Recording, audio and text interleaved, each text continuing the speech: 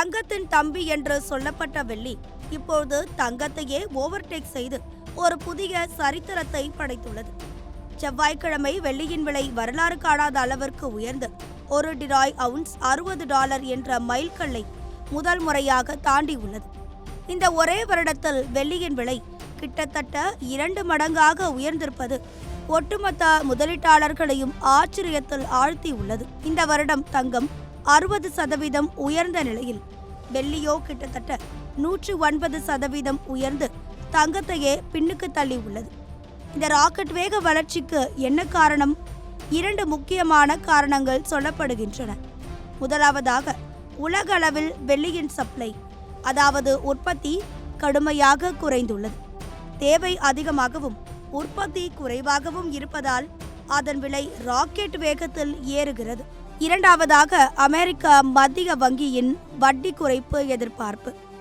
America தனது வட்டி விகிதத்தை குறைக்கும் என்று ஒரு பெரிய எதிர்பார்ப்பு நிலவுகிறது. வட்டி விகிதம் குறைந்தால் அமெரிக்க டாலரின் மதிப்பு குறையும்.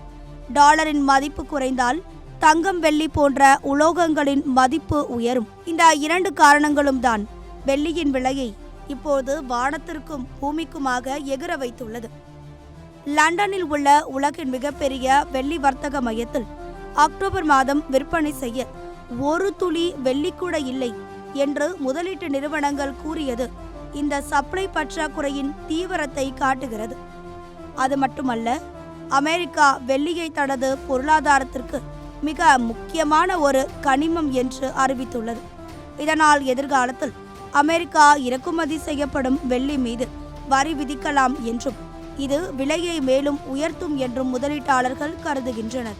ஆனால் கோல்ட்மேன் சாக்ஸ் போன்ற சில பெரிய நிறுவனங்கள் வெள்ளியின் விலை அதிகமாக ஏறினாலும் அதில் ஆபத்து அதிகம், தங்கம்தான் எப்போதும் பாதுகாப்பான முதலீடு என்று எச்சரிக்கின்றனர். எது எப்படியோ, ஏழைகளின் தங்கம் என்று சொல்லப்பட்ட வெள்ளி இப்போது முதலீட்டாளர்களின் செல்லப்பிள்ளையாக மாறியுள்ளது. இந்த வெள்ளியின் ஆட்டம் இனிவரும் நாட்களில் இன்னும் சுவாரஸ்யமாக இருக்கும் என்பதில் எந்த சந்தேகமும் இல்லை.